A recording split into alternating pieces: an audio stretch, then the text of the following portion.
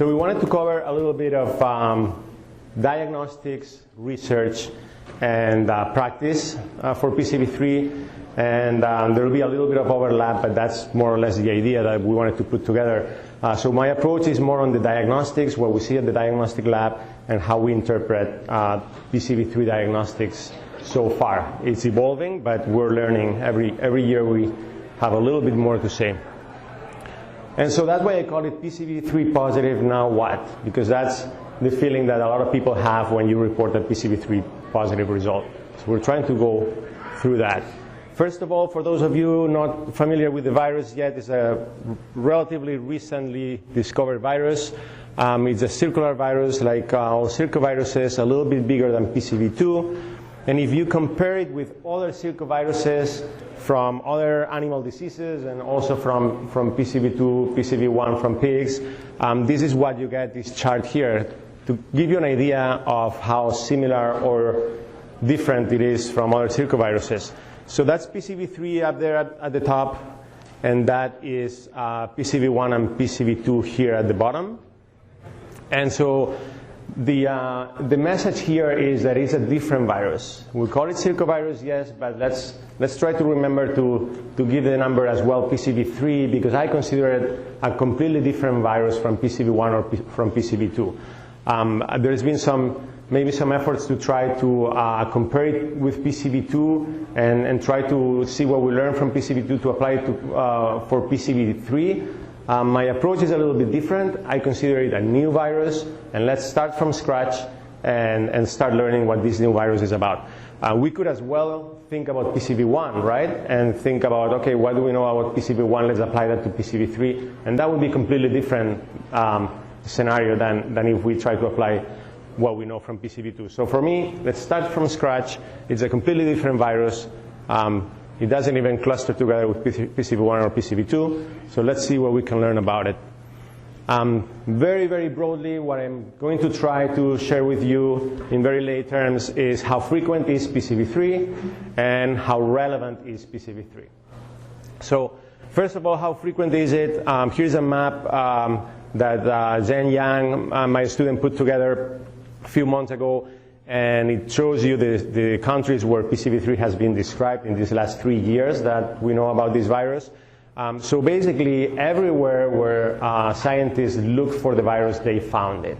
And this map is a little outdated already. It's missing Colombia and it's missing Hungary, that I think they are the two most recent reports of PCV3. But the point here is that it's everywhere, all around the world, and people that look for it in any country that people that looked for it, people found it.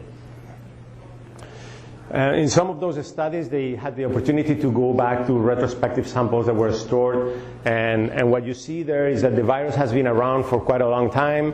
If you look at the references, the oldest I could find was Sweden in 1993, and all those references, usually what happens is that they didn't have older samples than the year where they found it the earliest. So probably it's been around even before that in all of those countries. To make things even more complicated, more reports are finding it in other animal species. There was an early report that found it in dogs, and there's a more recent report that found it in dogs as well. It's always good when things get replicated. It's been found recently in laboratory mice. It's been found in cattle. It's been found in wild deer, wild boar, wild goats, even in a tick that was in one of these animals. And the last one, it's been found it seems to have replicated in a baboon that received a transplant, a heart transplant from a pig that was infected with PCV3. So a little bit artificial, but it looks like the virus could even replicate in baboons. So that's telling me that there's probably a complicated epidemiology there behind this virus. Now, looking at our data, the VDL, what we're seeing is we're finding it basically everywhere that we receive samples from here in the US. So all those states in orange are states where we have positive samples for it. The gray ones, we don't have samples. The green ones, we have very little. We don't have positives, but we have a very small amount of samples. So it's probably everywhere. It's just that we don't have enough samples here to detect it. In terms of the samples, where do we find it in the pig? This is a virus that is very easy to find in the blood, and I think because of that, you find it pretty much in every sample that you can imagine. So we found it in all types of tissues. We found it in processing fluids, in serum, in oral fluids. So you can find it pretty much in every sample. This is a list of some of the most common samples that we have at the laboratory in Minnesota, and some of the PCV3 positive rate. Excuse me. The one I really want to focus on is this one here, the tissue homogenate. And the reason for that is that even though studies looking at samples from diagnostic laboratories, they're always a little biased because obviously those are mainly sick pigs that get sent to us. This tissue homogenate here is a sample that we run in any case. So any sick pig that comes to our lab, we would try to get a tissue homogenate and run that PCR for PCV3, PCV2, and PERS. And so it's not only the cases where the veterinarian asks for PCV3. It's all the cases that are included here. As opposed to serum, oral fluid, processing fluid, those are more by request. And so these numbers could be a little bit biased in that they might come from farms that have a problem. But this one here is the one I like to look at. Tissue homogenate, 18%, to round it up, I think of 20%, and what I tell people is more or less in 1 of every 5 pigs that you send to me, you're going to find a positive for PCV3. So the message is, you're going to find positive for sure, let's try to figure out what it means. But in 1 of every 5 pigs, you're going to find it. Now, if we look at the age distribution, where do we find the positives? Don't look too much at the differences. For me, the message here is you can find it at any age, really. If you look at here, that 20%, around 20% positive rate, you can see it here as well at different ages. And what was really surprising for us is how commonly we find it in fetuses. We traditionally have a hard time finding viruses in fetuses, even in cases of PERS, of parvo, so we'll touch on that a little bit more, but finding so much virus in fetuses was very surprising. But the main message, you can find it really at any age. What do we know about diversity of the virus? Is it always the same PCV3 or there is variation within the virus?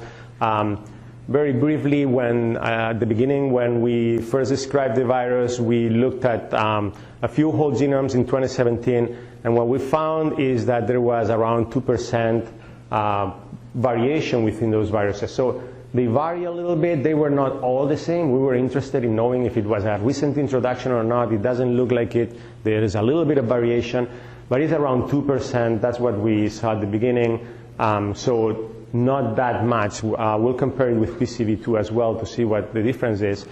Many other studies have found around a 3% of variation in different sequences of PCV2. There is multiple efforts to classify PCV3 strains into clades or strains, and some papers will define 2 different strains, or 4, or 3, or 5. My personal opinion is we're working with a very limited amount of variation, 3%, and to me it's a little bit premature to try to make so many groups, and especially if we don't know exactly what the implications of it is. A recent review compared all the available sequences, and they found again 2%, 2.4% variation in the whole genome for PCV3. That number, 2%, 3%, keeps coming up in different studies. When they looked at the ORF2 specifically, they found 2.8%. For a comparison, you know that with PCV2, we talk about PCV2A, B, C, D, E, perhaps F now. And for PCV2, we base that on the ORF2, and there's a 17% variation that we draw from to make those classifications. Here, with PCV3, it's much, much smaller. That's why I want to be very cautious about making too many conclusions about classifications at this point on PCV3. So that's for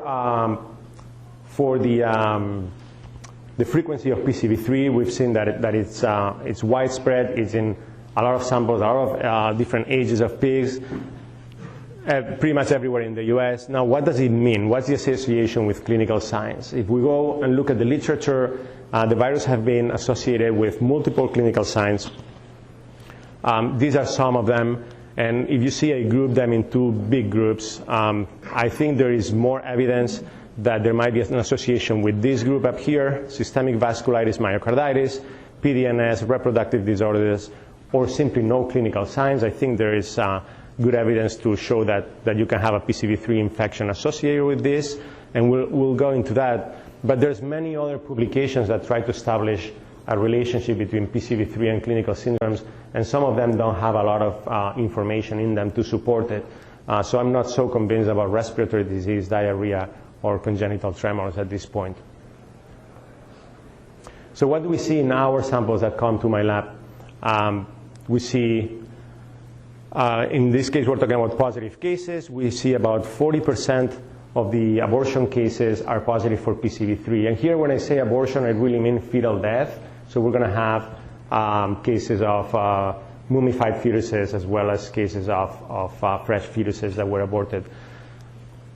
40%, and then we have around 25% for diarrhea, respiratory, acute death, lameness.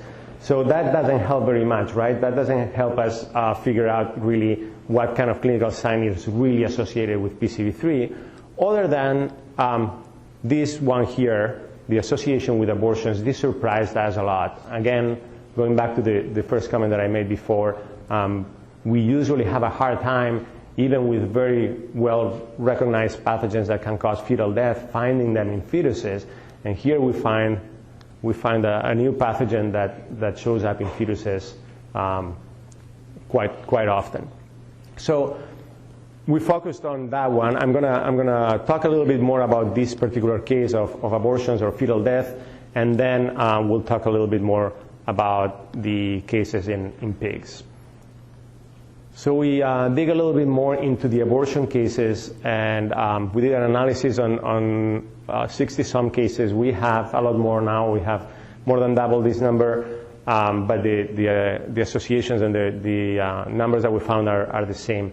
So like I said, 40% of the cases are positive for PCV3, very high. Not all the fetuses in the cases are positive. And so when we look at the fetuses, about 19% of the fetuses are positive for PCV3. Now, how does that compare to other well-known causes of fetal death? Here's PCV3, 40%, 19%. PRRS continues to be a huge problem in for our clients in our lab. However, we see 7% and 4%. Just to give you a little bit of perspective, 2%, 3% for PCV2, 13%, 4% for PPV1 or PPV2. So some of those are co-infections. And this is something that we feel like we're starting to see a lot more, co-infections. It used to be rare to find a co-infection in a fetus, but we're now finding it more and more. Of course, if we're testing for more viruses, we're more likely to find co-infections, but we think there's something else. We're not sure exactly what it is. But if we're thinking about the role of PCV3, we really want to know if there are cases where there's PCV3 only, right? And there are, and actually 16% are PCV3 only. And we also want to know what else was tested in those cases, and we want to know, especially for us pathologists, if there were lesions. Now, it is very rare to find lesions in fetuses in general, for PCV3, but also for PRRS, but also for PCV2. If you find them, great, but it is very rare to find lesions. So we do find the occasional case where you find a lesion. In this case, it was pneumonia right there in the lung, and you find a very low CT for PCV3, and everything else that we tested for was negative. Some cases we did whole genome sequencing. PCV3 was the only thing we found, and we did in situ hybridization. And if I blow up this picture here, you'll see the cells infected with PCV3 right next to the lesion, right next to the inflammation. So this is great for us pathologists, makes us feel good that in this case I feel a lot more confident that PCV3 is the cause of this abortion. But again, this is the exception. This is a very rare case where we can find lesions. Much more common, you find the circovirus, the PCV3, with a low CT. You don't find anything else, and we think that's probably enough support to think that that PCV3 is playing a role in that fetal death. So in terms of frequency, how common it is? Hard to tell, but if I put it in comparison to all the other cases that we get to the lab, that's the only way I could find to give you an idea of how common it is. If I define a PCV3 abortion case as having an abortion and being PCV3 positive, independently of the other tests, we have around 5% of the cases that come through the lab for diagnostic investigations. If we defined it as an abortion or a fetal death and PCV3 positive and all the others negative, the PERS, the parvo, the PCV2, then it's less because we're discarding the co-infections, and then we have around 2% of the cases. I don't know if that helps you get an idea of how common or uncommon it is. What I'm trying to say is we don't see one of these PCV3 fetal death cases every day at the lab, but we probably do see one every week to give you more or less an idea of what might be the frequency of it. So that was for the fetal death cases. Now, what we did for the cases of sick pigs is a little different. In sick pigs, it's a lot more common to find lesions. It's also a lot more common to find many other pathogens that can confound everything. But we do have this really good database of cases that all of them, no matter what, are tested for PCV3. And so we used that database, and we did evaluate the reports of a little over 1,000 pigs. These are reports that were made without having PCV3 in mind. So we went to the pathologist reports and looked at the lesions that the pathologist described. There were 16 organs described, 38 lesions. Of course, not every case has every organ, but there are some organs that are in many, many cases, a few organs that are we were able to see all the time. So out of those 38 lesions, we looked at association with presence of PCV3, and we look at association with having a low CT for PCV3. And so we use a Fisher exact test for the association with presence, association of deletion with the presence of the virus, and a rank sum test for association with the amount of virus. And out of those 38 lesions, these are the only ones that came back with something significant. What we saw was vasculitis in several organs, spleen, heart, kidney, in the mesentery. Some of them were associated with having PCV3, some of them with having PCV3 and having low CTs, some of them only with having low CTs. We think there is an association there. Myocarditis in the heart, some of these are going to be the same cases where several of these lesions are in the same pig, are reported in the same pig.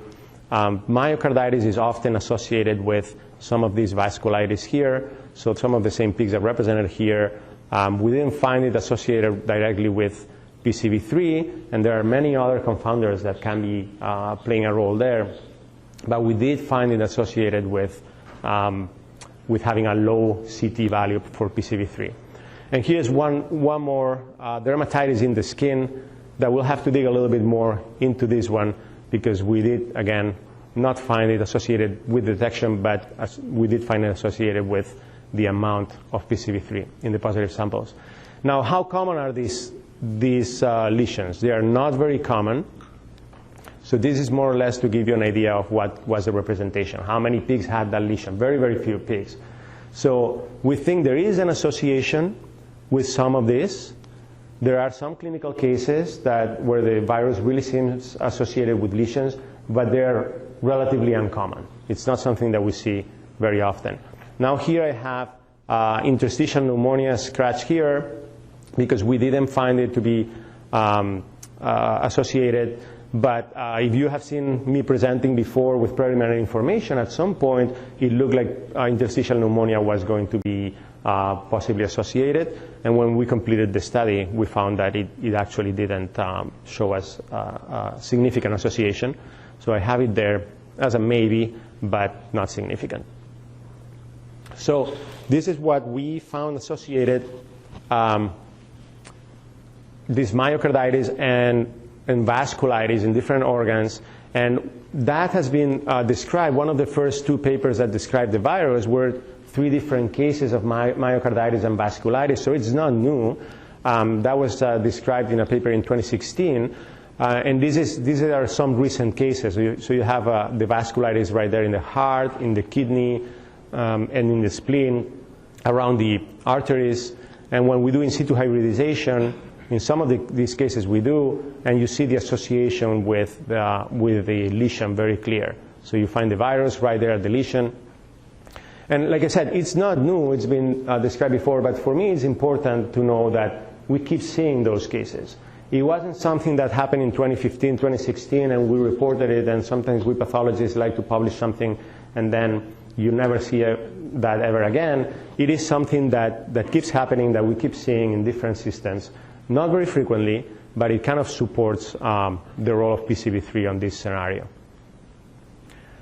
Now, what about other syndromes or lesions? I'm sure you have heard about herds that had low conception rate and perhaps in combination of mummies or not, and what was the role of PCV3 on that. For me as a pathologist, it's very, very hard to find any association to investigate that association with low conception rates because we don't get the samples. If really there's an embryonic death there, usually they get reabsorbed or they get missed. That sample doesn't get to the lab. If we get a sample from the sow, it might be a positive or negative sow. It might not be associated with that. So I'm not saying there is no association. It's just very, very hard for us to investigate that association. What about lymphoid depletion? We do have cases with lymphoid depletion in our database, and we didn't find that association. Others, encephalitis, there's a recent paper by Dr. Arruda, very interesting, where she found some pigs with encephalitis. In our database, we didn't find that association, but we don't have a lot of cases of encephalitis, and especially of little piglets with encephalitis. We don't have a lot of cases with brain samples to look at. So I wonder if in some of those cases of vasculitis that we saw, if we had gotten the brain, maybe that would have uncovered that association, but we just don't have in the database that capability that much. And the last one, PDNS, I think one obvious reason why maybe we didn't find an association with PDNS is we don't have a lot of cases of PDNS in our database. So we shouldn't expect to find it. It doesn't mean that it doesn't exist an association with PDNS. Another point that I wanted to mention with PDNS is that not all skin lesions and kidney lesions are PDNS. It's a pathological description, and it doesn't always get interpreted well. And I wanted to specifically mention this paper that was published recently, where we actually they were able to inoculate pigs with PCV3 and report an experimental inoculation, which I think it's great. As far as I know, is the first experimental inoculation with PCV3 that gets published. The pigs got sick because they lost weight, they got viremia, so that was, I think, a very, very good contribution. Now they found some skin lesions, they found some kidney lesions. In my opinion, they don't qualify as PDNS, and unfortunately that made it into the title of the paper. So I'm still very skeptical about whether PDNS can be associated or not with PCV3. Certainly, systemic infection with skin lesions, yes, and that's something we need to keep looking into. So in summary, PCV3 is widespread in the US. It can be found in any specimen, any age. Remember, about 20% or 1 in 5 of the pigs that you send to the VDL are going to be positive for PCV3. And then when is it important? We think that it can be important in cases of fetal death. And we think that myocarditis and vasculitis seem to be associated with it. So again, how frequent? It is widespread. How relevant it is at this point? I believe it can be relevant in occasional cases of mummies and abortion, myocarditis and vasculitis. This is all the people that helped us with all these studies. And I think we have time for maybe one quick question or a couple questions. there are any.